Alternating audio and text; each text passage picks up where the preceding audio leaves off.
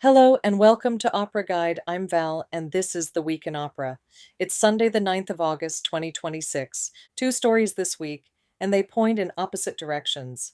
One of the great opera houses of the world says it needs £60 million just to keep its building working, and a festival in a small town in Ireland has just signed an airline. Same week, same art form.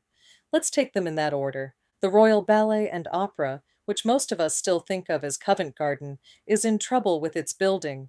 A report seen by The Times says the house needs around £60 million over the next 3 years simply to keep functioning.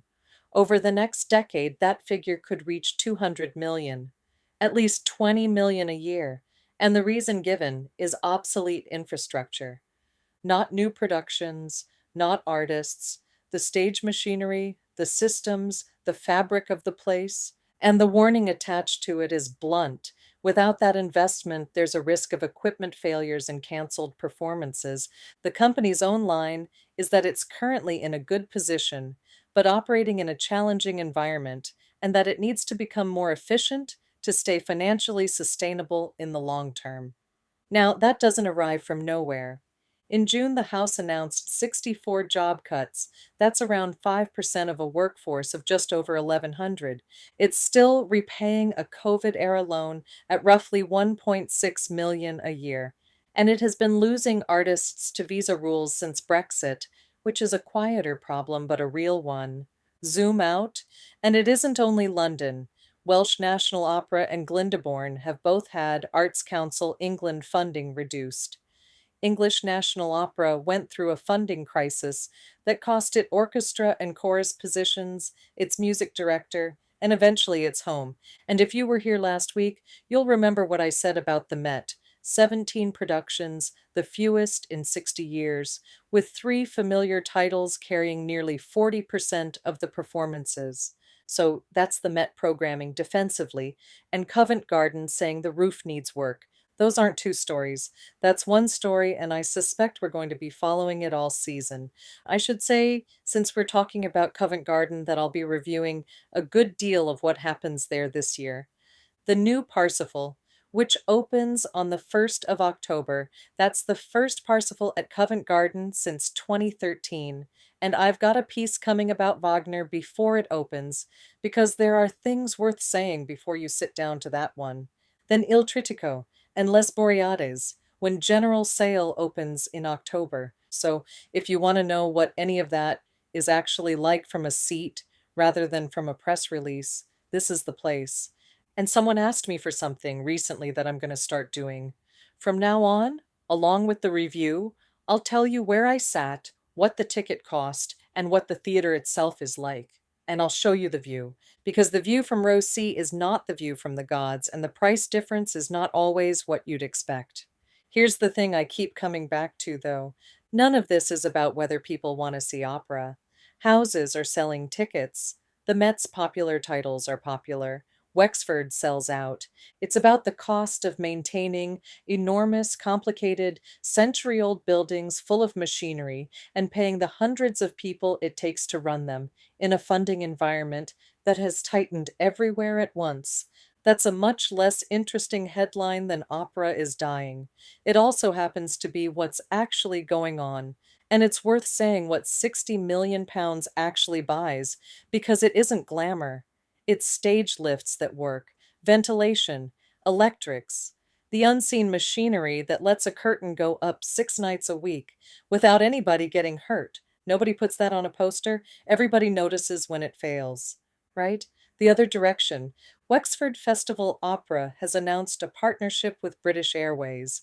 The airline becomes the festival's official airline and production sponsor for Mascagni's Iris, which opens the 75th anniversary festival on the 15th of October at the National Opera House. They're also supporting the festival's learning and engagement programs, which is the part I'd pay attention to. Sponsorship that goes to education is sponsorship that outlasts the production it's attached to. The festival's executive director, Suzanne Nance, made a point in the announcement that I thought was worth repeating. Every October, Wexford more than doubles in size. Artists and audiences arrive from all over the world into a town of about 20,000 people because of opera. That's the answer to anyone who tells you this art form is finished.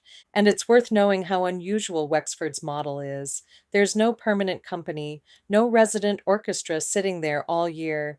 The festival assembles itself every autumn, stages three operas that most houses wouldn't touch, and then dissolves. 75 years of that in a town of 20,000 people, and there's something rather satisfying about the contrast this week.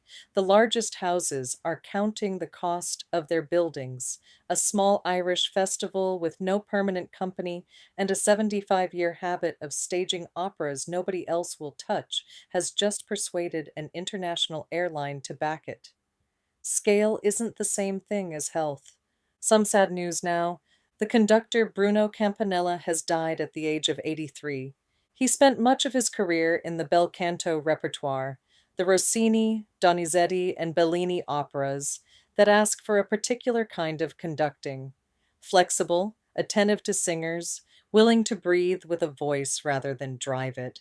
That's a specialism, and it's rarer than you'd think. Staying with singers, and this is becoming a regular feature. René Barbera has withdrawn from his BBC Proms debut because of illness. That's the second cast change in 3 weeks after Brian Jagde withdrew from Verona and the Puccini Festival. I said last time that this happens more than audiences realize, and I'll say it again because it's worth understanding. Singing at that level is physically punishing in a way that's easy to forget when you're sitting comfortably in the dark. A cast change isn't a disappointment. It's what a live art form actually looks like. Better news. Sumi Jo has won the 2026 Maria Callas Prize. If you don't know her, she's a Korean soprano with one of the most agile voices of the last 40 years, and exactly the sort of singer that prize should be going to. Two appointments, Fabio Luisi has been named Music Director Emeritus of the Festival della Valle d'Itria in Puglia, and Ari Pelto becomes Music Director of the Sacramento Philharmonic and Opera. Opera Holland Park has announced its 2027 operas. If you're in London and you've never been, it's opera in a tent in a park, which sounds like a joke and is one of the more enjoyable evenings available. Britain Pears Arts has unveiled its autumn and winter season at Aldeburgh. Worth a look if you're anywhere near the Suffolk coast, and worth a look at the program regardless, and one that made me smile. The Orchestra of Music Makers is giving the Singapore premiere of Siegfried, the third opera of Wagner's Ring, receiving its first performance in a country in 2026. There are still firsts happening. That's rather cheering. And before we finish, something from the archive. Given the week we've had, I want to play you something that cost a great deal of money. In 1928, La Scala recorded a complete Bohème, complete. The whole opera, conducted by Carlo Sabagno, at a point when electrical recording was still very new and the technology for capturing an entire opera barely existed. Think about what that involved. An orchestra, a full cast, a chorus, and a recording process that could only capture a few minutes at a time before someone had to change a disc. Somebody looked at that and decided it was worth doing anyway. That's the thing I'd hold on to this week while we're talking about £60 million and obsolete infrastructure. Opera has always been ruinously expensive and logistically absurd. It has always required somebody to decide it's worth the trouble. 100 years ago, that was a record company, with a new technology and more ambition than sense. This year, it's an airline in Wexford. It's on the channel, an hour and 40 minutes, and worth every one of them.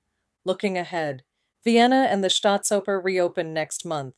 The Met opens on the 22nd of September with a new Macbeth. Testament comes to the gaiety in Dublin the 8th to the 10th of October, and Wexford follows from the 15th.